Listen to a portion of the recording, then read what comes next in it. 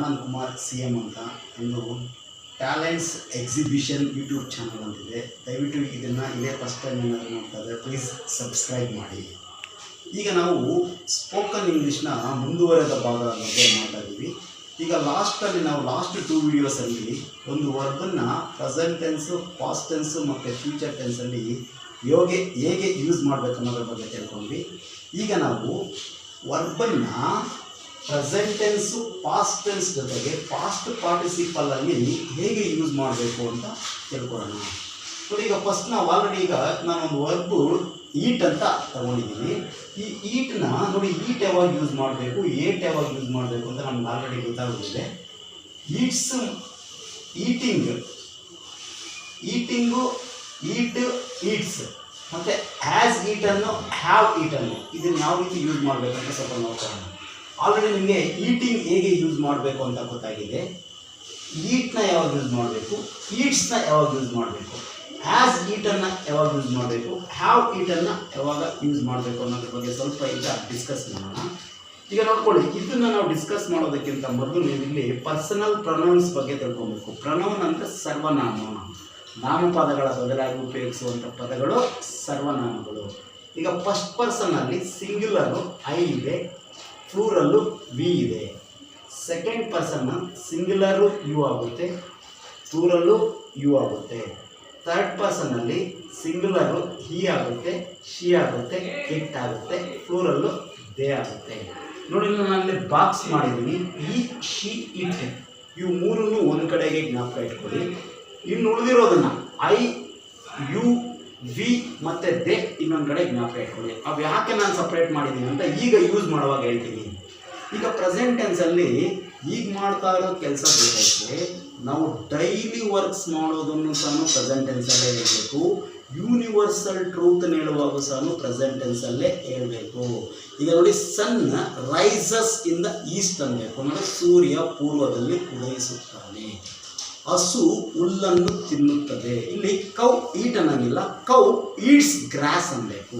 Cow eats grass. ಈಗ eats ಯಾವಾಗ use ಮಾಡಬೇಕಪ್ಪ ಅಂದರೆ, ಹಿ ಯಾರಾದರೂ ಒಬ್ಬರು ಪುರುಷರು ಮಾತಾಡ್ತಾ ಇದ್ದಾಗ, ಯಾರಾದರೂ ಒಬ್ಬ ಮಹಿಳೆ ಮಾತಾಡ್ತಾ ಇರುವಾಗ, ಯಾವುದಾದ್ರೂ ಒಂದು ಪ್ರಾಣಿಯ ಅದ್ರ ಬಗ್ಗೆ ಹೇಳ್ತಾ ಇರುವಾಗ ನಾವು ವರ್ಬ್ಗೆ ಎಸ್ಸನ್ನು ಸೇರಿಸ್ಕೊಬೇಕು. ಈ ಉದಾಹರಣೆ, ನಮ್ಮಪ್ಪ ಪ್ರತಿದಿನ ಕಾಫಿ ಕುಡಿತಾರೆ ಅನ್ಬೇಕಂದ್ರೆ ಮೈ ಫಾದರ್ ಡ್ರಿಂಕ್ ಅನ್ಬಾರ್ದು. ಫಾದರ್ ಎಲ್ಲಿ ಬರ್ತಾರೆ, ಹಿ ಅನ್ನೋ ಜಾಗದಲ್ಲಿ ಬರ್ತಾರೆ. ಮೈ ಫಾದರ್ ಡ್ರಿಂಕ್ಸ್ ಕಾಫಿ ಅಂತ ಹೇಳಬೇಕು. ನಮ್ಮಮ್ಮ ಡೈಲಿ ಕಾಫಿ ಕುಡಿತಾರೆ ಅನ್ಬೇಕಾದ್ರೆ ಮೈ ಮದರ್ ಡ್ರಿಂಕ್ಸ್ ಕಾಫಿ ಅಂತ ಹೇಳಬೇಕು. ಈಗ ನೋಡ್ಕೊಳ್ಳಿ, ನಾನು ಡೈಲಿ ಕಾಫಿ ಕುಡಿತೀನಿ ಅಂತ ಹೇಳಬೇಕಾದ್ರೆ ಈಗ ನಾನು ಅನ್ನೋದು ಎಲ್ಲಿ ಬರುತ್ತೆ, ಐ ಅನ್ನೋದ್ರಲ್ಲಿ ಬರುತ್ತೆ. ಐ ಬಗ್ಗೆ ನಾನು ಹೇಳೋದ್ರ ಬಗ್ಗೆ ಏನಾದರೂ ಹೇಳ್ತಾ ಇದ್ರೆ ಇಲ್ಲಿ ವರ್ಕ್ಗೆ ನಾವು ಎಸ್ ಸೇರಿಸ್ಕೊಳ್ಳೋಂಗೆ ಇಲ್ಲ. I drink coffee every day. ನೀವು ಡೈಲಿ ಕಾಫಿ ಕುಡಿತೀರಾ. We drink, you drink coffee every day. ಅವರು ಕಾಫಿ ಕುಡಿತಾರೆ. They drink coffee every day. ನೋಡಿ, I, you, they, we use ಮಾಡುವಾಗ ನಾವು ಡೈಲಿ ಮಾಡೋ ಕೆಲಸ ಹೇಳುವಾಗ ವರ್ಬ್ಗೆ ಎಸ್ ಸೇರಿಸ್ಕೊಳ್ಳೋಂಗೆ ಇಲ್ಲ. ಈಗ ನೋಡ್ಕೊಳ್ಳಿ, ಇವಾಗ ಈಟಿಂಗ್ ಗೊತ್ತು, ಐ ಆಮ್ ಈಟಿಂಗ್ ಅಂತ ಯೂಸ್ ಮಾಡ್ತೀವಿ. ಈಟ್ ಯಾವಾಗ ಯೂಸ್ ಮಾಡಬೇಕಪ್ಪ ಅಂದರೆ ಐ ಈಟ್ ಫ್ರೂಟ್ ಅನ್ಬೇಕು. I eat fruit every day. ಈಗ ನಮ್ಮ ತಂದೆ ಡೈಲಿ ಹಣ್ಣು ತಿಂತಾರೆ ಅಂತ ಹೇಳ್ಬೇಕಂದ್ರೆ my father eats fruit every day. ಈಗ ನಿಮಗೆ ವರ್ಬ್ಗೆ ಎಸ್ ಯಾವಾಗ ಸೇರಿಸ್ಕೊಬೇಕು, ING ಯಾವಾಗ ಸೇರಿಸ್ಕೊಬೇಕು, ಮೈನ್ ವರ್ಬ್ನೇ ಯಾವಾಗ ಯೂಸ್ ಮಾಡಬೇಕು ಅಂತ ನಿಮಗೆ ಸ್ವಲ್ಪ ಐಡಿಯಾ ಬಂದಿದೆ. ಡೈಲಿ ಮಾಡೋ ಕೆಲಸಕ್ಕೆ ಹೇಳುವಾಗ ಅದನ್ನು ಯೂಸ್ ಮಾಡ್ಕೊಬೇಕು. ಯೂನಿವರ್ಸಲ್ ಟ್ರೂತ್ಸ್ ಹೇಳುವಾಗ ಯೂಸ್ ಮಾಡ್ಕೊಬೇಕು.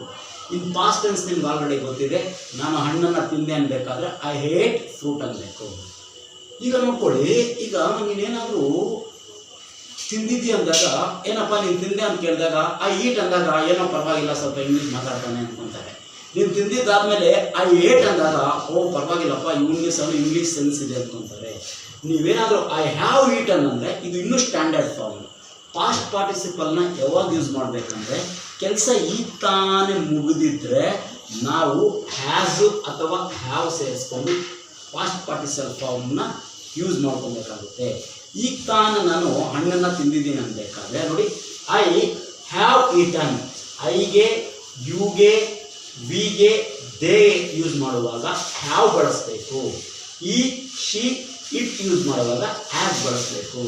ಈಗ ನಮ್ಮ ಫ್ರೆಂಡ್ ಈಗ ತಾನೇ ಹಣ್ಣು ತಿಂದ್ರು ಅನ್ಬೇಕಾದ್ರೆ my friend has eaten fruit. ಈಗ ನಾನು ಈಗ ತಾನೇ ಹಣ್ಣು ತಿಂದೆ ಅನ್ಬೇಕಾದ್ರೆ ಐ ಹ್ಯಾವ್ ಈಟನ್ ಫ್ರೂಟ್ ಅನ್ಬೇಕು. ಈಗ ನಿಮಗೆ ಆ್ಯಸ್ ಈಟನ್ ಯಾವಾಗ ಬಳಸಬೇಕು, ಒಂದು ಪಾಸ್ಟ್ ಪಾರ್ಟಿಸಿಪಲ್ ಯಾವಾಗ ಯೂಸ್ ಮಾಡಬೇಕು ಅನ್ನೋದ್ರ ಬಗ್ಗೆನೂ ಗೊತ್ತಾಯಿತು. ಅದ್ರ ಜೊತೆಗೆ ಹ್ಯಾಸ್ ಯಾವಾಗ ಬಳಸಬೇಕು, ಹ್ಯಾವ್ ಯಾವಾಗ ಬಳಸಬೇಕು ಅನ್ನೋದ್ರ ಬಗ್ಗೆನೂ ಸಹ ನಿಮಗೆ ಕ್ಲಿಯರ್ ಆಗಿ ಗೊತ್ತಾಯಿತು.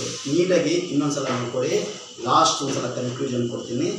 ಪಾಸ್ಟ್ ಪಾರ್ಟಿಸಿಪಲ್ ಯಾವಾಗ ಯೂಸ್ ಮಾಡಬೇಕಂದ್ರೆ ಕೆಲಸ ಈಗ ತಾನೇ ಜಸ್ಟ್ ಮುಗಿದಿದ್ದರೆ ನಾವು ಪಾಸ್ಟ್ ಪಾರ್ಟಿಸಿಪಲ್ ಯೂಸ್ ಮಾಡ್ಕೋಬೇಕು. ಐ ಏಟು ಅನ್ಬೋದು, ಬಟ್ ಐ ಹ್ಯಾವ್ ಈಟನ್ ಅಂದರೆ ಇನ್ನೂ ಸ್ವಲ್ಪ ಸ್ಟ್ಯಾಂಡರ್ಡು ಆಗುತ್ತೆ. ಯಾವಾಗ ಯೂಸ್ ಮಾಡಬೇಕಂದ್ರೆ I we you they. ನಾನು ಕೆಲಸ ಮಾಡ್ತಾ ಇರಬೇಕಾದ್ರೆ, ನೀವೇನಾದರೂ ಮಾಡ್ತಾ ಇದ್ರೆ, ಅವ್ರೇನಾದರೂ ಮಾಡ್ತಾರೆ ಅದು ಹೇಳಬೇಕಾದ್ರೆ ಹ್ಯಾವ್ ಬಳಸ್ಕೊಬೇಕು. ಯಾರಾದರೂ ಒಬ್ಬ ಪುರುಷರು, ಮಹಿಳೆಯರು, ಒಂದು ಪ್ರಾಣಿ ಏನಾದರೂ ಅದ್ರ ಬಗ್ಗೆ ಏನಾದರೂ ಹೇಳಬೇಕಾದ್ರೆ ಇಲ್ಲಿ ಆ್ಯಸು ಬಳಸ್ಕೊಬೇಕು. ನಾನೀಗ ಒಂದು ವರ್ಬ್ಗೆ ಹೇಳ್ಕೊಟ್ಟಿದ್ದೀನಿ. ಅದೇ ರೀತಿ ನೀವು ಡ್ರಿಂಕ್ಗೆ, ಗೋಗೆ ಮತ್ತು ಕಮ್ಗೆ ಈ ರೀತಿ ಎಲ್ಲ ಸಹ ವರ್ಬ್ಸ್ನ ಲಿಸ್ಟ್ ಮಾಡಿಕೊಂಡು ನೀವು ನೀಟಾಗಿ ಪ್ರಾಕ್ಟೀಸ್ ಮಾಡ್ಕೊಬೇಕು. ಗೋ ಯಾವಾಗ ಬಳಸಬೇಕು, ಗೋಸ್ ಯಾವಾಗ ಬಳಸಬೇಕು, ಹ್ಯಾಸ್ ಗಾನ್ ಯಾವಾಗ ಬಳಸಬೇಕು, ಹ್ಯಾವ್ ಗಾನ್ ಯಾವಾಗ ಬಳಸಬೇಕು, ಟೇಕ್ ಟುಕ್ ಟೇಕನ್.